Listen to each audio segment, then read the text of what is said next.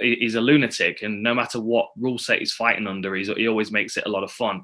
And I want someone that brings the intensity as well. It's been 10 years since I've been in a training camp, so I want someone that's going to, get me ready in my mind to step in there for a bit of a ferocious encounter. 16-ounce gloves allows us to really, take big shots at one another and not worry too much about pulling punches or not taking any. Exhibition match makes no difference. The exhibition part is the length of the rounds and the size of the gloves. It's still a fight. Diego's a fighter. He's still going to try and hurt me.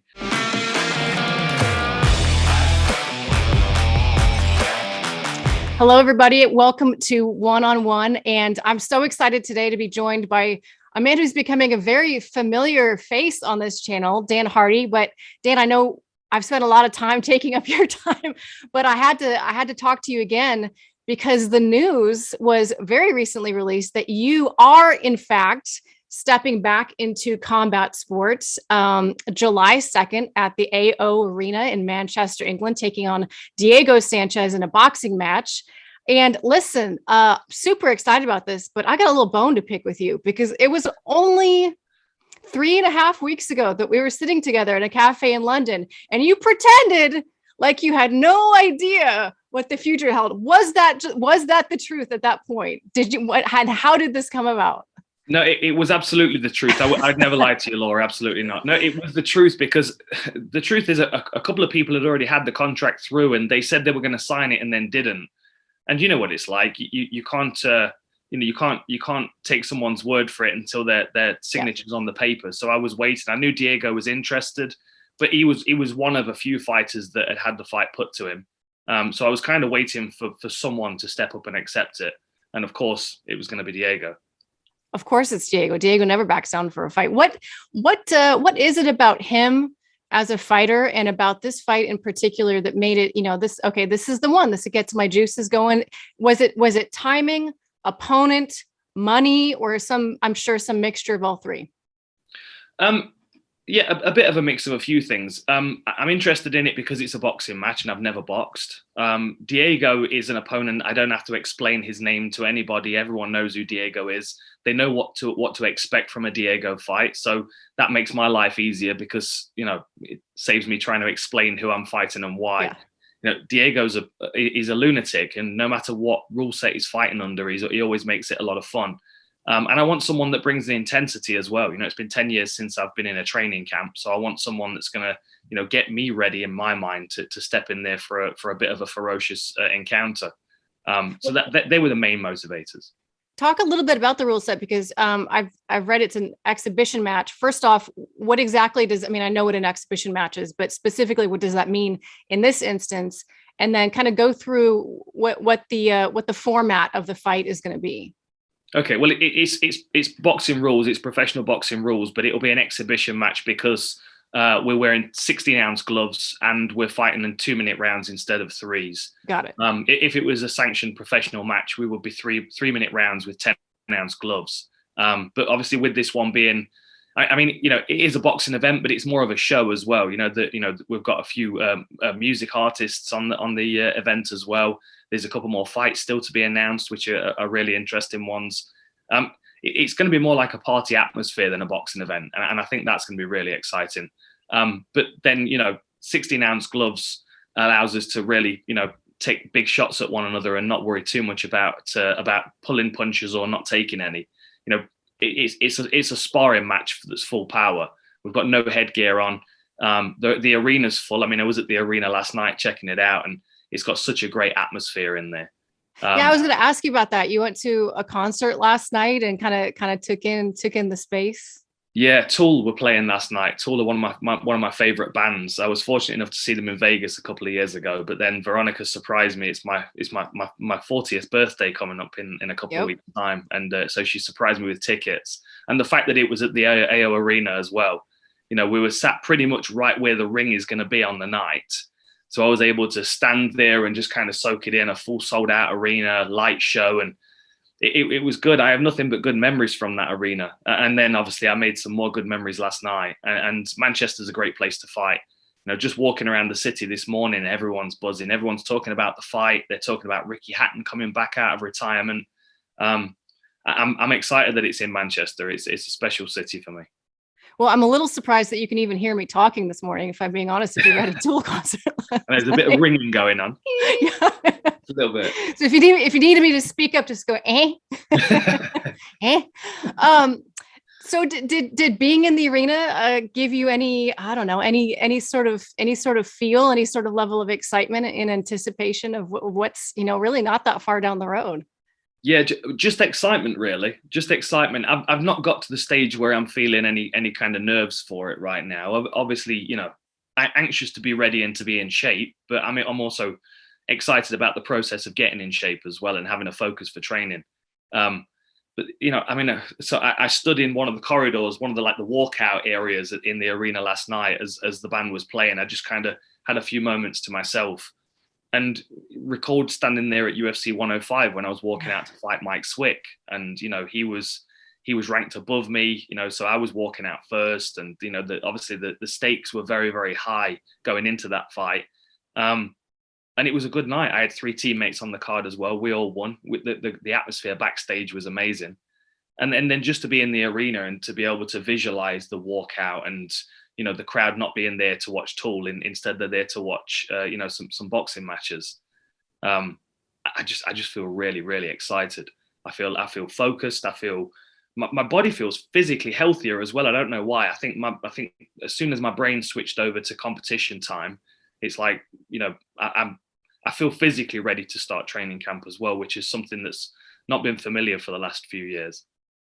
Well, I know you haven't been obviously in camp, and it's been 10 years now since your last, is that right? 10 years, nearly. 10 years, 10 years. But it's not like you've been hanging out, getting fat on the couch either. I mean, anybody who follows you on social media knows that you spend an awful lot of time, whether it's hitting the bag or obviously you have your gym. I know you're training really, really hard with those guys. So talk to me a little bit about how you've structured your camp and, what you're anticipating.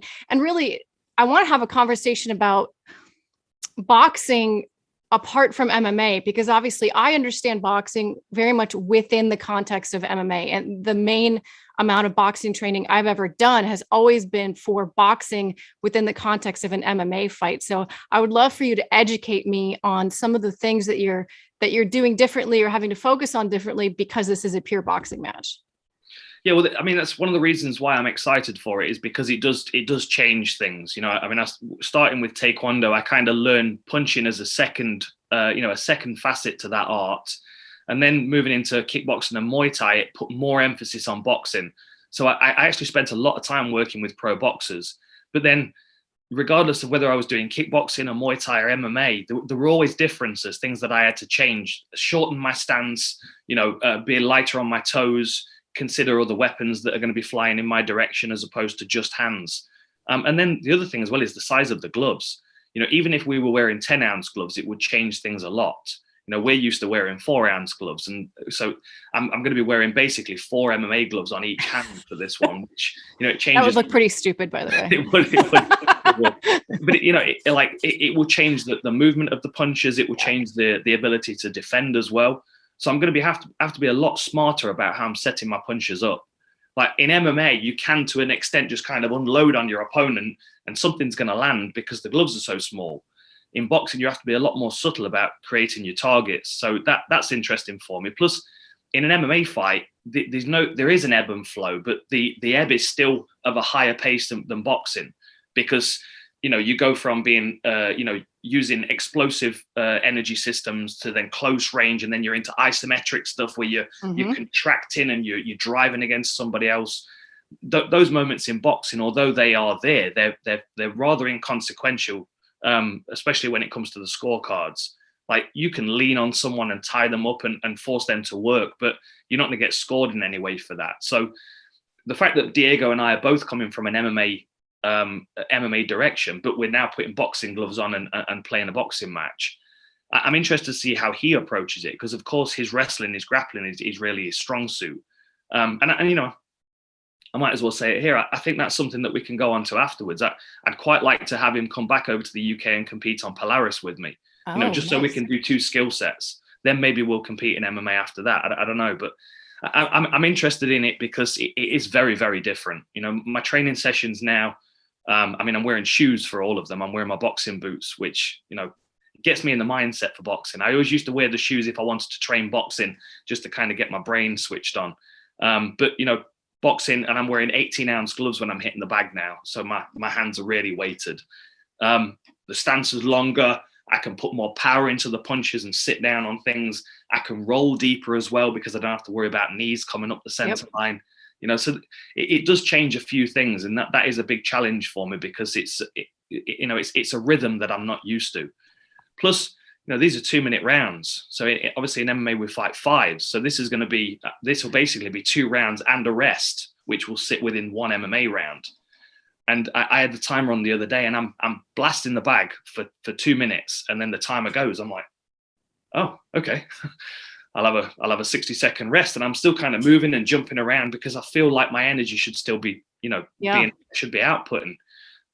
So that's an interesting one for me as well. Is not feeling like I want to just sprint hard for 2 minutes, because this is 8 rounds. There's going to be you know, there's more of a storyline to play out when you have those breaks where you go back to the corner and you reset and then go out again.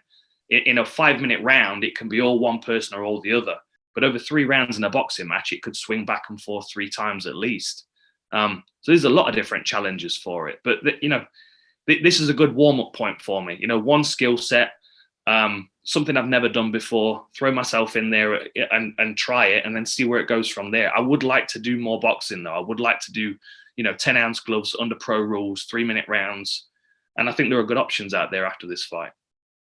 What version of Diego are you expecting? Because we've seen, you know, sort of many iterations of him over the years, and often that was influenced by coaching and whatnot. And I think that what I'm alluding to is no longer part of the picture. So in a boxing context, without the influence of that particular coach, what are you expecting from Diego? Are you just expecting that old style, full throttle, in your face, swinging wild, or do you think he's going to take a little bit more of a pure boxing approach and be a little bit more technical and you know, fight behind his jab and really use some angles and maybe present a version of himself we've not seen before because he was fighting in the context of MMA?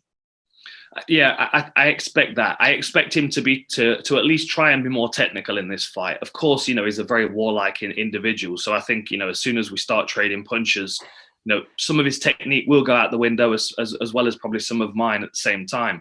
But I know he's been working hard on his boxing, especially since he switched up his coaches. And I think he's working with Frankie Lester a lot now. Oh. And he seems to be very proud of the fact that he's working really hard on his hands and he's making big improvements in his boxing. Now, the thing is with Diego, like, you go back to when he was on The Ultimate Fighter, he was a great grappler and a great wrestler. You know, he dominated people, but he was smart the way he did it. And then a few fights later, when he's up against the likes of Clay Guida, that draw that brawl out of him, and then the fans go crazy. Like, he almost bought into that brawler approach because he was validated by the fans. Yes. But then in recent fights, when we've seen him, like say against Mickey Gall or against Craig White, where we've seen him switch on his brain and actually use his good technique, you know, he dominates a lot of people. And I expect him to at least try and do the same thing here, because I know he's got respect for my fight IQ and I know he's got respect for my striking skills. So I don't think he's going to want to open himself up too quickly. I think he's going to want to play it a little bit more, you know, a little bit smarter. One thing I can't do about Diego Sanchez is underestimate him, though. Absolutely. I mean, he's a martial artist. He's been a martial artist for life. And he's always been a little bit out there. You know, his approach has always been a bit strange, you know, meditating in the lightning storms during The Ultimate Fighter and that kind of thing. He's always been like right on the edge of, you know, pushing the boundaries of what martial arts is. You know, like there's like a mystical side of martial arts, isn't there? You know, like the Tai Chi, the death touch, you know, all that kind of stuff. I feel like Diego's still right on the fringe of that stuff. So I still feel like he's going to approach this boxing match like a martial artist, which I think is going to make the inside work quite interesting, you know, trapping and blocking and parrying. Mm-hmm. But at the same time, you know, once he takes a couple of shots and the excitement hits, who knows what's going to happen. How differently does Dan Hardy fight at 40 than he did at 30? And maybe it's not fair to ask that question again, because we are talking about a different sport, but you know, how different are you at this stage of the game? I'm very different. I'm very different. Just as an individual, I'm very different. I find it difficult to watch my old fights, to be honest, because I make so many mistakes. I seem so unprepared and so, I don't know, like I was.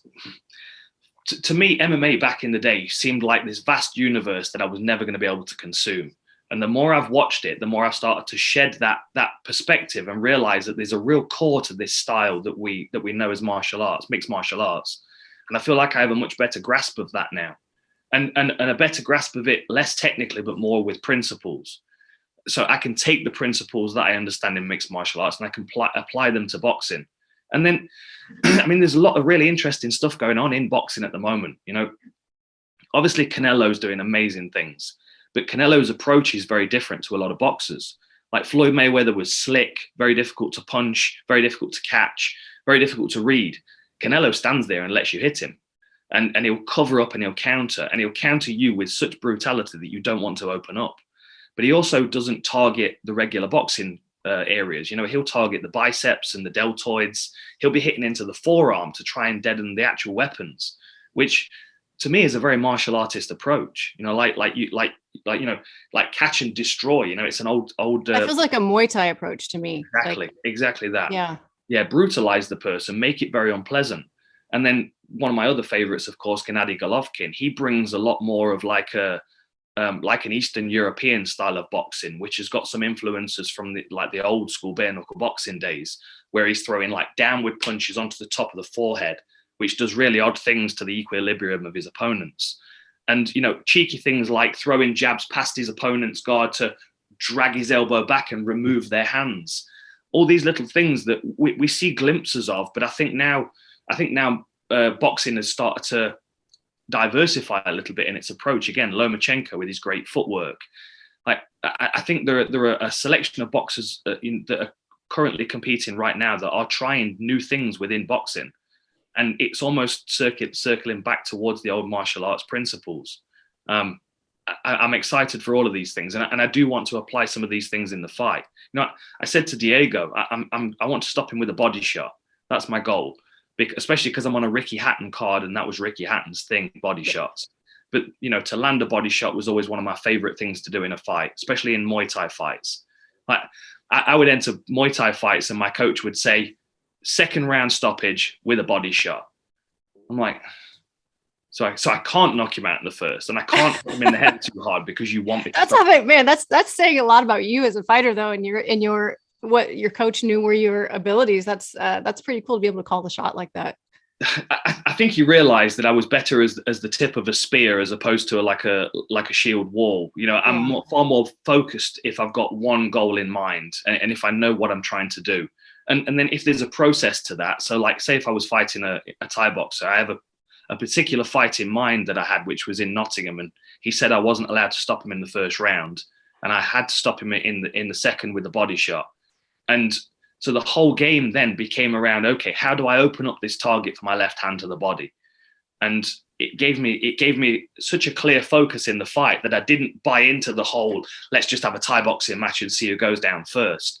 It was almost like he was tugging on my reins a little bit, and it actually channeled me in a really good way. So I'm trying to do that with myself now. That's fascinating to think about because, I mean, for people who don't fight, there really only is one side of the body that you can fully stop someone on via a body shot. So it's not even that like, oh, I just have to hit the body. Though there's a very like small, specific one side of the body. So you can only use your left hand pretty much. I mean, that's pretty remarkable to think about. So you're trying to manifest that in this fight. And you literally said that to Diego. You told him that? Yeah, I've been very clear about what I would like to do because I want him to try and stop me. What was his reaction? He was just Diego. He was just kind of whatever. He did a cartwheel. Of course he did. Downhill, shouting yes at the top of his voice.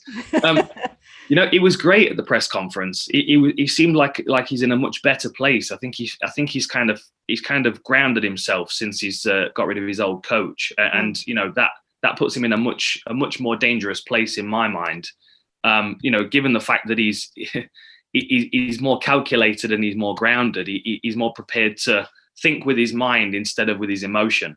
I love Diego. I'm a big fan of him. I think he's been offended a couple of times in the past when I've maybe criticized him for fighting a bit too recklessly.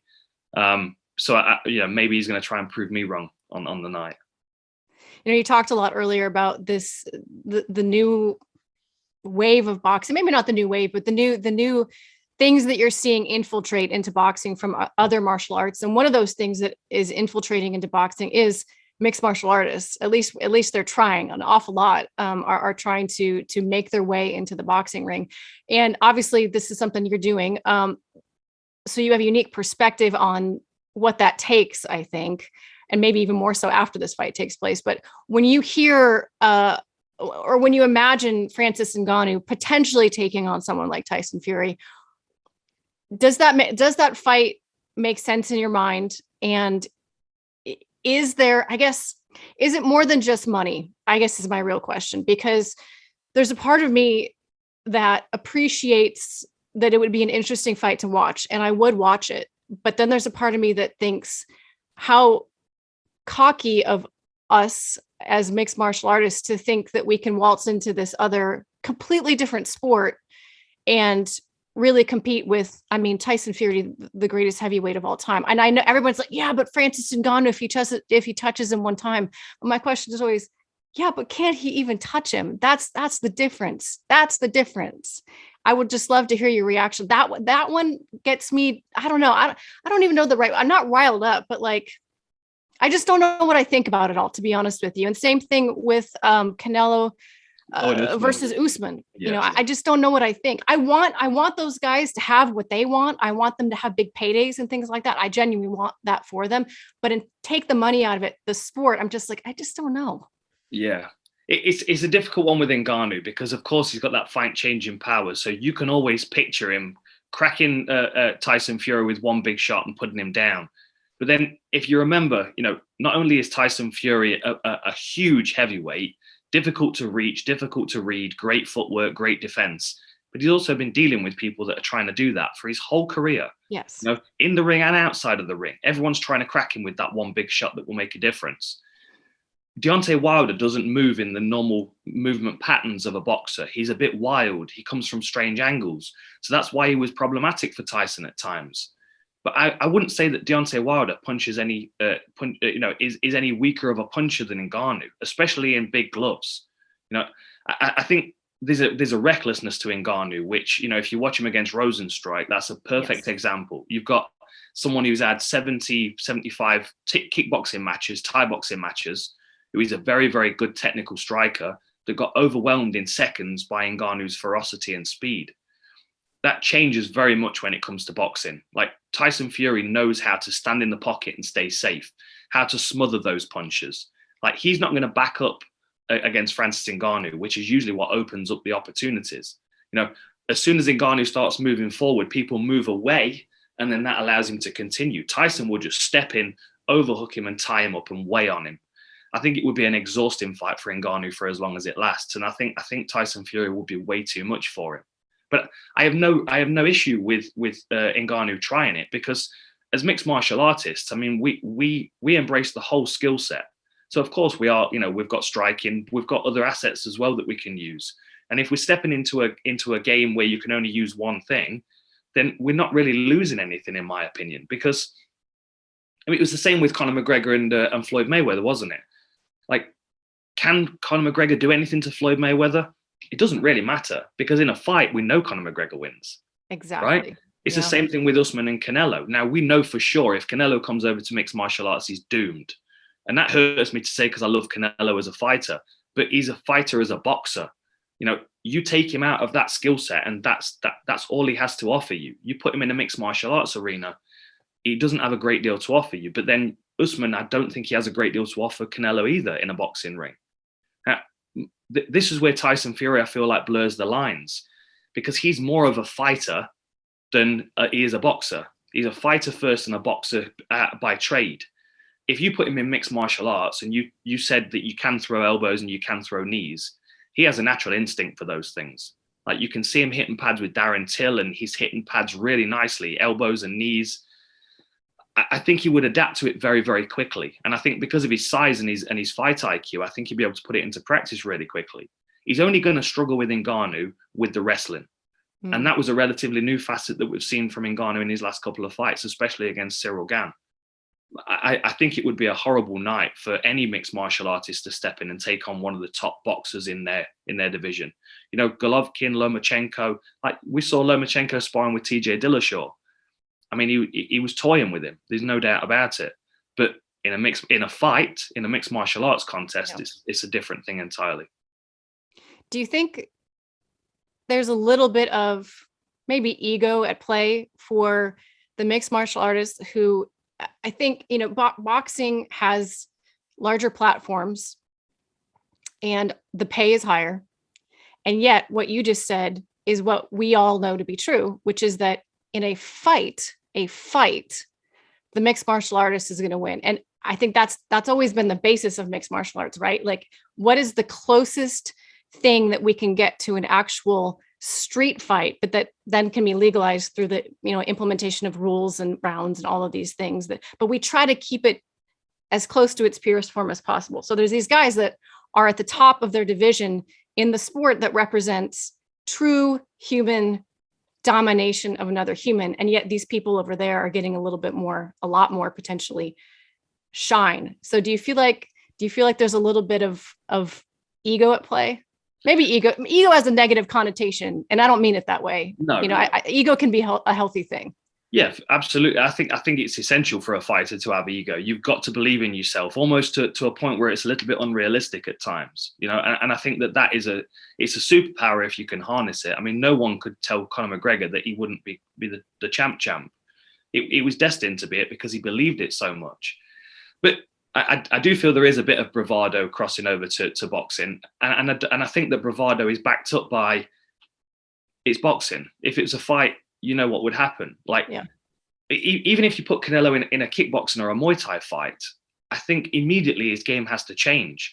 Like when we look at boxing, what we're recognizing is a sport that's been developed over refinement and refinement. They've taken out so many different aspects of actual fighting that it's a very abstract version of combat sports right now. Like, we know for sure that you can't stand in a boxing stance because you're going to get your leg lit up. You're going to get taken down quite easily because your weight's distributed too evenly. Mm-hmm. Your footwork's going to be changing in mixed martial arts because a lot of guys now are switching their stances. And that's something that we don't see very much in boxing. Like, occasionally, like Gennady Golovkin will step through to punch, but he won't stay in a different stance. And I feel like the diversity of footwork in mixed martial arts is something that will slowly make its way into boxing as well. Like, Lomachenko switches his stance, but again, it's very fluid. But then you look at someone like Corey Sandhagen, he can fight southpaw or orthodox. I was talking about it with Michael Chandler in my war room recently. Like, he knocked out Ben Henderson with a straight left, exactly the same punch that he dropped Pitbull with. It's the exact same punch. It's the ambidexterity of it is what astounds me. And you wouldn't get that from Canelo, because if he spent 30% of his time fighting southpaw, there might be someone that's spending 100% of their time working orthodox, and they might start to get that edge. So it's a very, very different sport. But I think there's a lot that the MMA can give to boxing to kind of reinvigorate it a little bit. And I also think that MMA can learn quite a bit from boxing as well, in the way that it promotes its superstars. I love the take that you have on this, because it makes me feel like if we can all just become one, we can make each other better. Which is a very martial arts way to view it. I think it's the right way to view it. Right. The thing that, like, it's like being a tradesman, right? You know, like, if you're a boxer, you might just be qualified in as an electrician, or you might just be a plumber, like, and that's your thing, and you're an expert plumber, and you can deal with any kind of plumbing situation. But as soon as electricity becomes involved or gas pipes become involved, you're out of the game. Yeah. Now, as mixed martial artists, we're a little bit a jack of all trades, but you can still specialize. Like, I can be an electronics specialist, but I can also have some knowledge of plumbing and gas pipes as well. It's like we're learning several trades, so we can show up to the job and go, okay, what do you need from me? Do you want me to grapple? Do you want me to strike? Can I kick? Can I punch? You know, can I just wrestle? Can I slap him on the ground with an open hand? In my mind, as a mixed martial artist, we should be able to throw our hat in any one of these rings, and we should be quite happy to test ourselves. And that if it's not mixed martial arts, it feels safer because in the back of our mind, we know we've got something else to offer if we needed it. You know, like worst case scenario, I'm backed into the corner against Canelo and he's hitting me. In a boxing match, I have to stand and take that. In a fight, I know I've got so many other options that I can throw on the table. You know, I would love to fight Canelo just for the experience, but if you give me the option to take him down, I feel like I would be cheating. You know, it's kind of odd. It's like, I'll play at your game, but I won't use any of my skills because that makes it unfair. Do you know what I mean? It's kind of an odd situation to be in. But I think as mixed martial artists, we should always endeavor to be able to step into any combat sports world and hold our own. Well, that's what it's all about, right? Is testing the limit of your capabilities in a combat situation. And maybe this combat situation over here restricts this rule set, or that, you know, but that's what it's all about is, and, you know, like you and I talked about back when I was in London, is just your desire to constantly be testing yourself in new ways. So I'm so excited that you have this officially on the books and it's been announced and it's going to happen and it's a great opponent. What is your expectation back to your fight? What's your expectation in terms of nerves? Do you think you're going to have any? Because I mean, really, like what you just said, there's not really anything to lose. There's not really a whole lot of pride on the line. This is very much a go out there and enjoy yourself kind of fight. But I also know that you are a competitor to your core and you want to go out there and win. And apparently you want to win in a very specific fashion. So what do you imagine the feeling is going to be like on the night? I'm expecting some nerves, absolutely. I'm expecting a sold out arena. You know, there's probably going to be 22,000 people in there, and I'll be up near the top of the card. So I'll be setting the stage for Ricky Hatton and Marco Antonio Barrera, who are, of course, you know, legends. They're going to set a really high standard. I'm actually training with Ricky Hatton tomorrow morning, which is going to be incredible.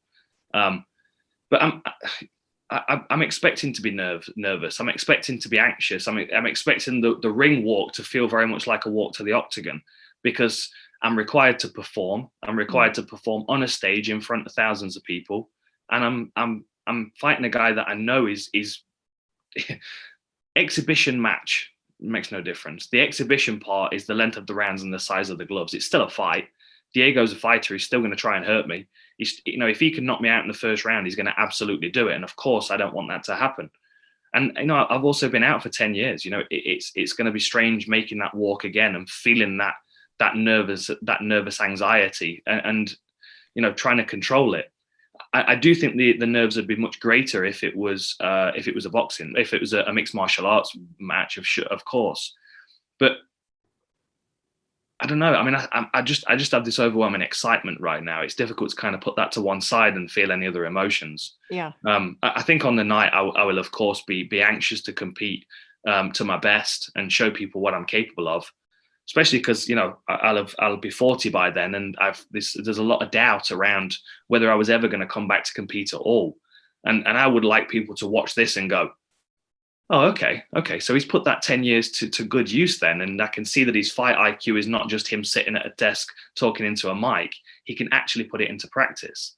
And I want this to spur conversations on about other potential opponents. You know, because there are other greats out there doing all kinds of things. You know, these amazing things going on in one championship with, you know, Nicky Holtzkin and Eddie Alvarez and Shinya Oki. Of course, Anderson Silva's boxing in May. You know, what an honor that would be. But at the same time, you know, Wakao Paul Pramuk would be a great Thai boxing match for me. I'd expect to lose to him. I would expect to lose to him. But I don't want to fight someone that I don't feel has got a chance against me. Like, this is why Diego's interesting, and I'd probably be just as nervous competing against Diego in jiu-jitsu as I would be in boxing, you know. And I would like to try that as well, because I definitely feel like I give him the advantage there. So do you feel like that's maybe a path as you have the boxing match with Diego?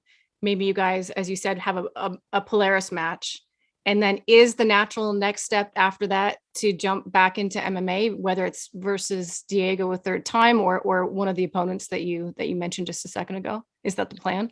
Yeah, I think so. I think so. Yeah, it would make more sense for me to you know, go through the process of, you know, boxing, kickboxing, Muay Thai, mixed martial arts, and, you know, of course, throw a grappling match in there somewhere as well, and just to be competitive.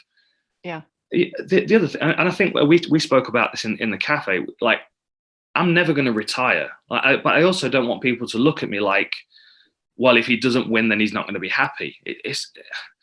I'm in a situation right now where I can compete with some of the best martial artists in the world. And I'm past the point where I feel like I'm going to be, you know, listed as one of the best fighters ever.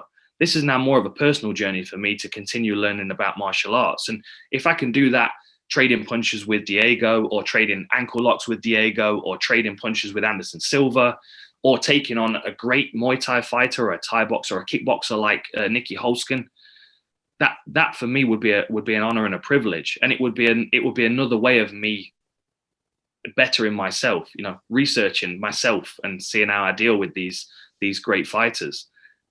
Martial artists should never ever be shying away from competition. They should never shy away from the opportunity to test themselves. And you know, I'm 40 in a couple of weeks. I've probably got another 3 or 4 years really where my body's going to hold up before training camp starts to get uncomfortable. So, you know, let's ride it till the wheels fall off. I love it. I'm not gonna lie, you're kind of inspiring me. I am also almost 40, and I am also almost 10 years out of competition. No way. I don't believe it. Not for a second. You've got all the time in the world, Laura. I'm waiting for your next fight now. Listen, I've been trying to get a combat jiu-jitsu match figured out here for a little bit. It's just a matter of timing. But no, genuinely, like watching your eyes light up when you talk about it, kind of, you know, it gets me excited at the thought of competition. Not that I'm necessarily got anything in the books, I don't, but you know, the thought of it and seeing how I don't know, just seeing you light up again is pretty cool, and I'm excited for you. Before I let you go though, I have to get your reaction. UFC London, we're coming back. Amazing. So soon. I mean, can I just say that London card was so, I can't cuss on this channel because they bleep it out, so freaking good.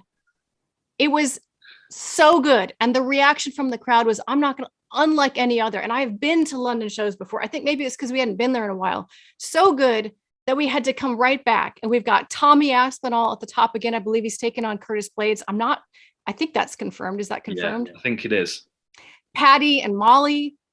Darren is going to be on this card. I mean, yeah, Katie Jack Manson, right? He's fighting. Is it Jack Manson? He's rumored. I think so. Yes. Brilliant. It's going to be fantastic. Great to see Tom Aspinall getting such a big opportunity. I mean, Curtis Blades, of course, he's one of the more difficult fights in the division for anybody, given his wrestling skill set. And I think that would really be a good test for Tom, because we've seen that he's got great hands. We've seen that he's got rear naked choke submission skills as well. It's how he deals with being on the bottom if he gets stuck, and what he does with that. Because he's a lifelong jiu-jitsu practitioner. I would expect there's lots and lots of elements of his game that we haven't seen yet. And, you know, I mean, he's 13, 14 fights into his career. He's still very early on. But I think this is a good time, good opportunity for him to have Darren Till there as well. You know, they'll be able to share training camp together. Jack Hermansson's an absolute beast who's fought in London several times before. And you know, Paddy and Molly, you know, I've seen them a few times in the recent weeks at shows and stuff. I mean, every time I've seen Paddy, he's got food in his hand. It's ridiculous. The amount of weight he's gained.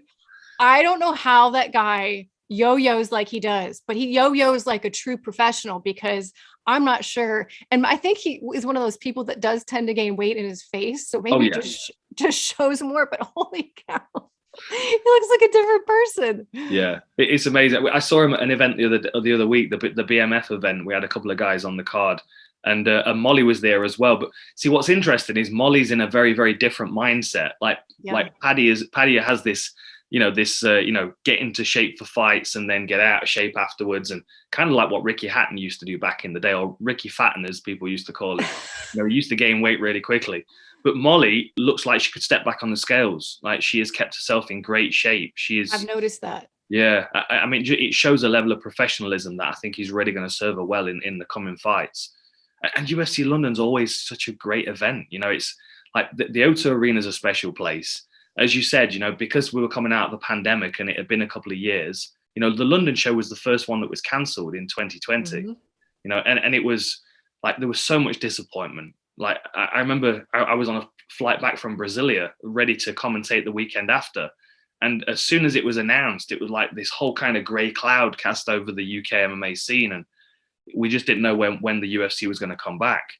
The fact that they're coming back twice, again this year, it's going to take the roof off the place. And a lot of people didn't get tickets last time.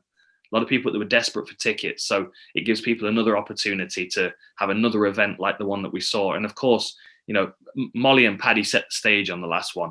And there are so many fighters coming through as well. There's a fighter I need to bring your awareness to. His name's Dom Wooding. He's the current champion at Cage Warriors. How he didn't get signed for UFC London, I don't know. He should be on that card. And if he's not on this next one, then there's an absolute travesty. His striking is electric. He is incredible. Who would you compare him to? Like who would be a fair comparison, and what weight class is he? So what is he? He's one of the lighter weight classes. It's difficult. Look him up real quick. Yeah, look him up. It's a really difficult comparison to make because he had kind of a rough start to his career. He took a couple of short notice fights it just didn't really suit him. But then since he signed with Cage Warriors, he seems to have really established himself as you know, the fighter that he's meant to be. He's very, very slick. I mean, his last finish of his he's a bantamweight. Yeah, he's a bantamweight. Yeah, his last finish was a switch knee. Was absolutely beautiful, and he's got all the chat as well. I interviewed him right after. He's a superstar, and we've got Jordan Vachenik as well, who's just defended his lightweight belt on Cage Warriors. You could quite easily sign him. Like we could have a whole card, 50% UK fighters. This Wooding, I mean, his record is crazy. Every single one of his wins is a finish, and not just a finish, but like a devastating, you know, it's good when Tapology has to like go into great detail about, it's not just a knockout. It was a flying knee to like a series of punches. It's like, yeah. When Tapology gets excited about it, I know I'm going to be excited watching it. So thank you very much for putting him on the radar. Yeah. No doubt there are a ton of rising stars, and hopefully we'll see Dom. And who was the other one you mentioned? Jordan Vachenik, another Cage Warriors champion. He's the Cage Warriors lightweight champion. Really, really slick. Really, featherweight. Really slick Thai boxer. You know, calm, educated, good-looking dude. Got some great tattoos as well. Just had a new baby as well, so he's on cloud 9 right now. But the way he defended his belt in his last fight against James Hendon, beautiful back take. Climbed up him and rear naked choked him, which for a Thai boxer was a great finish. I mean, we're inundated with superstars in the UK right now. Yeah, I travel up and down the country, going to different events, and there's always someone that stands out. And I've got a few guys in my team that are coming through. You know, in a couple of years' time, I'll be in the corner with some of these guys winning fights in the UFC. I love it. Well, hopefully I'll get to see some of them on the Contender Series maybe this summer as well. It'd be good stuff. Dan, thank you so much for letting me take up some of your morning. I'm so pumped for your fight, and I'm so glad that you did not lie to me when we were in London. No, I'm so excited for you. I'm excited for Diego too, to be honest with you. I think this is going to be a really fun matchup. And July 2nd, right? Yep, July 2nd, AO Arena. Tickets on hattonbarrera.com. And there's still stuff to be announced. You know, if the fight that they've been talking about gets made, the MMA community is going to be bouncing for it. Because I've mentioned it to a couple of the guys at the gym, and they went, "What? Boxing?" I'm like, "Yeah." And they were like, "Oh my god." Now Dan, it's just you and I chatting. Come on. It's not. I can see the record button on the screen. I can't. I'm getting all kinds of trouble. Remember when we played that game? Can you just do rhymes with? I'm just kidding. It would be a two former UFC veterans, a heavyweight and a light heavyweight. Okay. See, we're getting somewhere now. And they're both bangers. That's all I can say. I love it. Dan, thank you so much. I appreciate it. Can't wait to watch, but I'm sure I'll be talking to you between now and then. Thanks for your time. You have a great day. No worries. Always good talking to you, Laura. Thanks.